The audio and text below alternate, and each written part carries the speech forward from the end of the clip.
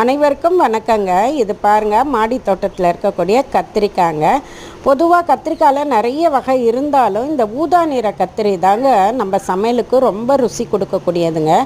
எல்லா காலத்துலேயும் காய்க்கக்கூடியது கத்திரிக்காய் தாங்க. அந்த மாவு பூச்சி தொல்லை வருங்க.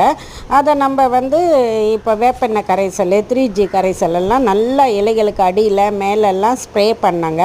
பழுத்த இலைகள்லாம் இருந்தால் எடுத்துருங்க. கத்திரிக்காய் வச்சு நம்ம நிறைய சமையல் பண்ணலாங்க. எண்ணெய் கத்திரிக்காய் பண்ணலாம், பொரியல் பண்ணலாம், கூட்டு பண்ணலாம்.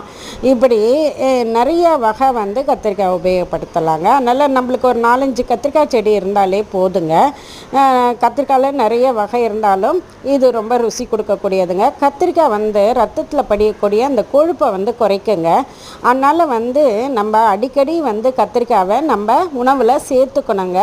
அலர்ஜி ஆகும்லாம் பயப்படாதீங்க. கத்திரிக்காய் ரொம்ப நல்லதுங்க. மிக்க நன்றிங்க.